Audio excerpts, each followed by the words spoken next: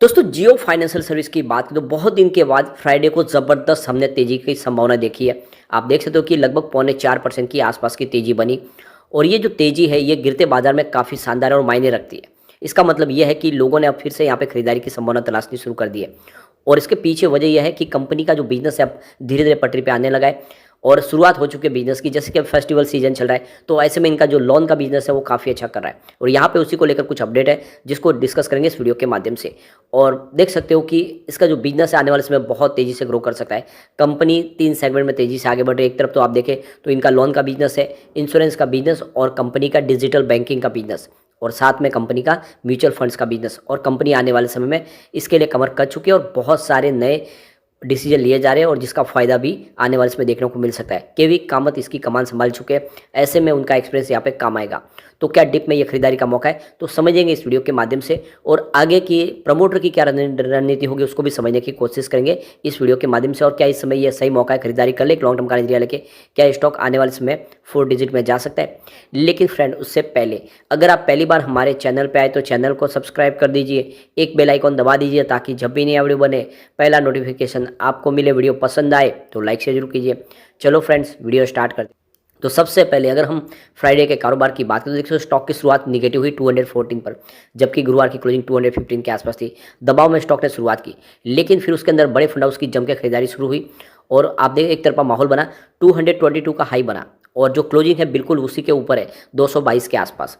यानी जो क्लोजिंग है ऊपर की तरफ रहने का मतलब यह है कि एक तरफा खरीदारी हुई है। 3.42% की शानदार तेजी देखने को मिली। तो इसका मतलब यह है कि फिर से आप देखें तो इसमें तेजी की संभावना बनेगी, यानी मुहूर्त ट्रेडिंग में भी स्टॉक कमाल कर सकता है। और फिर आप देखें तो इसमें तेजी की संभावना हम देख सकते हैं, यानी मंडे को अब मार्केट क्लोज होगा न्यू ईयर के हिसाब से, लेकिन ट्यूसडे से इसमें एक शानदार तेजी की हम संभावना देख सकते हैं। अब इसकी परफॉर्मेंस अगर आप देखें तो 6 नवंबर को स्टॉक 217 के आसपास था, 0.9% की गिरावट हुई थी। 7 नवंबर को स्टॉक में कोई भी अपडाउन देखने को नहीं मिला, क्लोजिंग वहीं के आसपास रही 217 के आसपास। अब 8 नवंबर की बात करें क्लोजिंग 214 के आसपास, जहाँ पे 1.4% की गिरावट हुई। लेकिन 9 नवंबर को स्टॉक में फिर से हमने एक पॉजिटिव माहौल देखा, स्टॉक आ गया 215 के आसपास 0.5% की तेजी के साथ। और 10 नवंबर को स्टॉक ने काफ़ी शानदार प्रदर्शन किया, स्टॉक 221.95 के आसपास यानी 222 के आसपास क्लोजिंग दिया 3.2% की शानदार तेजी के साथ। तो आप देख ही सकते हो कि बहुत दिन के बाद स्टॉक के अंदर एक शानदार संभावना बनी। एक ही दिन के अंदर हमने बहुत बड़ा अपडाउन देखा 214 से 222 की प्राइस। अब यहाँ पे जो सबसे बड़ी इसके लिए गुड न्यूज़ ये है कि जियो फाइनेंशियल सर्विस जनवरी महीने से जो म्यूचुअल फंड की जो नई लिस्ट आएगी एमएफआई की लिस्ट, उस लिस्ट के अंदर यहाँ पे ऐड हो सकता है लार्ज कैप के अंदर। तो जिसके मार्केट कैप के हिसाब से यह देख सकते हो कि association of mutual fund in India के लिस्ट के अंदर लार्ज कैप में शामिल हो सकता है। यह नोमा की तरफ से जो रिपोर्ट जारी की गई उसमें यह कहा गया। तो अगर ये लार्ज कैप में शामिल होता है तो फिर आप समझ ही सकते हो इसके बिजनेस में तेज वृद्धि होगी और बहुत सारा निवेश आएगा। अब इस लिस्ट में जियो फाइनेंशियल सर्विस के अलावा भी आईआरएफसी, पॉलीकैब और कुछ और कंपनियां भी शामिल हो सकती है, ये नोमा की तरफ से कहा गया है। तो देख सकते हो कि बहुत सारे इंडेक्स बेस्ड फंड है वो सिर्फ लार्ज कैप में ही निवेश करते हैं। आपने देखा होगा कि सितंबर में बहुत सारे ऐसे इन्वेस्टर इसमें से बाहर निकले क्योंकि उस इंडेक्स में इसकी जगह नहीं थी। तो आप समझ सकते हो कि वो फिर से इन्वेस्टर लौट के आएंगे, काफ़ी बड़ा निवेश आ सकता है। लार्ज कैप में शामिल होने का मतलब ये है कि बहुत सारे जो लार्ज कैप में ही निवेश करने वाले जो फंड्स हाउस है वो भी जियो फाइनेंशियल सर्विस में निवेश करेंगे। तो आने वाले समय इन्वेस्टमेंट बढ़ेगा और इसकी प्राइस डेफिनेटली बढ़ सकती है। एक बड़ी गुड न्यूज़ और निकल के आई है, दिवाली फेस्टिवल की वजह से रिलायंस डिजिटल में काफ़ी तेज़ी से कारोबार बढ़ रहा है, काफ़ी ज़बरदस्त सेल हो रही है और जैसे कि ऑफर बहुत सारे दिए जा रहे हैं उस वजह से लोग यहाँ पे ज़्यादा से ज़्यादा अपने होम अप्लाइंसेस लेने के लिए यहाँ पे इस समय आप देखें तो कतारों में खड़े हैं, चाहे टीवी हो, लैपटॉप हो और दूसरे डिवाइस हो, और उसके ऊपर आप लगे लोन प्रोवाइड किया जा रहा है। तो रिलायंस डिजिटल की तरफ से आप देखें तो जियो फाइनेंशियल सर्विस के माध्यम से लोन प्रोवाइड किया जा रहा है और ये एक तरह से बहुत सारा गोल्डन अपॉर्चुनिटी है इसमें जियो फाइनेंशियल सर्विस के लिए कि आप देख सकते हो कि काफ़ी ज़्यादा उनको अट्रैक्टिव ऑफर पेश किए जा रहे हैं जिससे ज़्यादा से ज़्यादा लोग लोन के माध्यम से होम अप्लाइंसेस खरीदे। तो सीधा फायदा जियो फाइनेंशियल सर्विस को होगा और ये फेस्टिवल सीजन की वजह से आने वाले समय इसका बिजनेस बढ़ता हुआ दिखाई देगा। अब जैसे कि कंपनी ने 24 इंश्योरेंस कंपनी के साथ में बिजनेस टाइप कर लिया, उनके साथ में पार्टनरशिप करके अब जल्दी ही यहाँ पे इंश्योरेंस के अलग अलग प्रोडक्ट लॉन्च किए जा रहे हैं और आने वाले समय में इस सेक्टर में मार्केट लीडर बनने की तैयारी कर ली है जियो फाइनेंशियल सर्विस ने। और दूसरी तरफ देखें तो कंपनी पेमेंट सॉल्यूशन प्रोवाइड करने के लिए सारी के सारी यहाँ पे सर्विस अब शुरू करने जा रही है। कंपनी डेबिट कार्ड भी लॉन्च करने जा रही है अपना, यानी आप देखें तो आपके पास वीज़ा कार्ड होगा, रुपे कार्ड होगा, अब यहाँ पे जियो फाइनेंशियल सर्विस का खुद का डेबिट कार्ड होगा जिसके माध्यम से आप हर तरह के ट्रांजेक्शन कर पाएंगे। तो विज़न बहुत बड़ा है। इसके अलावा कंपनी आर्टिफिशियल इंटेलिजेंस के ऊपर अब काम कर रही है। उसके लिए अलग से ऐप बना के एक डिजिटल टेक्नोलॉजी के माध्यम से सबसे अलग अलग आप एक ऐप आपके सामने आएगी, यानी एक नई ऐप आने की तैयारी शुरू है और उस ऐप के माध्यम से सारे का सारा काम आपको हो जाएगा ईजिली। तो आप समझ सकते हो कि बहुत सारी अपॉर्चुनिटी है इस समय तो, और मौका अच्छा है निवेश करने के लिए। और सबसे जो बड़ी बात है इसके लिए जो प्लस पॉइंट है कि प्रमोटर अपनी होल्डिंग बढ़ा रहे। डीमर्जर के बाद प्रमोटर ने अपनी होल्डिंग को बढ़ा दिया, ये बहुत बड़ा प्लस पॉइंट है इसके लिए। 97 बेसिस पॉइंट की वृद्धि की है।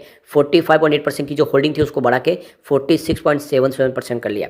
तो एक तो इससे बात समझ सकते हो कि ये बहुत ज़्यादा फेयर वैल्यू, और इसीलिए इस प्राइस का फ़ायदा उठा के प्रमोटर ग्रुप की तरफ से शेयर खरीदेंगे। और अगर प्रमोटर यहाँ पे शेयर खरीद रहे तो ये इसके लिए बहुत बड़ा प्लस पॉइंट है। और दूसरी जब देखें तो जो मार्केट एक्सपर्ट है वो इसमें 300 का टारगेट दे रहे हैं। कम से कम 6 महीने का नजरिया लेके आप इसमें निवेश कर सकते हैं, तो आपको 300 का टारगेट देखने को मिल सकता है। तो ये बहुत ही अच्छा मौका है डिप में खरीदारी करें।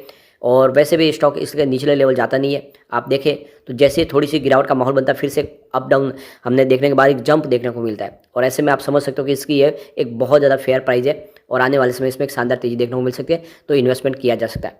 फंडामेंटल इसके काफ़ी अच्छे हुए हैं। आप देख ही सकते हो मार्केट कैप 1,41,011 करोड़ के आसपास है। इसका पी रेशियो अगर देखें तो 4,439 का है। ये पी रेशियो बहुत ज़्यादा बड़ा है, ये फिलहाल इसके लिए थोड़ी सी चिंताजनक बात है। पी बी रेशियो 1.24 का है। इंडस्ट्रीज पी 17.52 के आसपास है। डेट टू इक्विटी आपको जीरो दिखाई देगा, और यहाँ पे इसका ROE 1.73% है। EPS इसका 0.05 है, और इसकी बुक वैल्यू 179.62 के आसपास है। फेस वैल्यू 10 है। तो देख लो इसके फंडामेंटल काफ़ी ठीक है। इसके अलावा कंपनी ने कामकाज की शुरुआत तो अभी की है, लेकिन जो सितंबर का रिजल्ट था वो बहुत ही शानदार दिया है। जून 2023 में जहाँ पे इनका रिवेन्यू 414 करोड़ के आसपास था, जो सितंबर 2023 में बढ़ के 608 करोड़ तक पहुँच गया। ज़बरदस्त जंप देखने को मिला है हमें रिवेन्यू में। साथ में वैसे ही जंप प्रॉफिट में देखा है, लगभग प्रॉफिट डबल हुआ है। जून 2023 में जहाँ पे 332 करोड़ के आसपास प्रॉफिट था, जो सितंबर 2023 में बढ़ के 668 करोड़ के आसपास पहुंच गया। तो काफ़ी शानदार प्रदर्शन किया है, बेहतर रिजल्ट देखा है हमने। इसके अलावा कंपनी ऑलमोस्ट डेट फ्री है, और जैसे कि आने वाले समय में कंपनी का बिजनेस तेज़ी से ग्रो करेगा वैसे इसकी प्राइस भी बढ़नी शुरू हो जाएगी, और ये स्टॉक आने वाले समय में आराम से 4 डिजिट में जा सकता है। यानी इसके अंदर वो पोटेंशियल है कि ये बजाज ग्रुप को टक्कर दे सके, और बजाज ग्रुप की तरफ से भी माना गया है कि जियो फाइनेंशियल सर्विस आने से बाजार में एक नई हेल्दी कंपटीशन शुरू होगी, और इसके लिए जाना जाता है बजाज।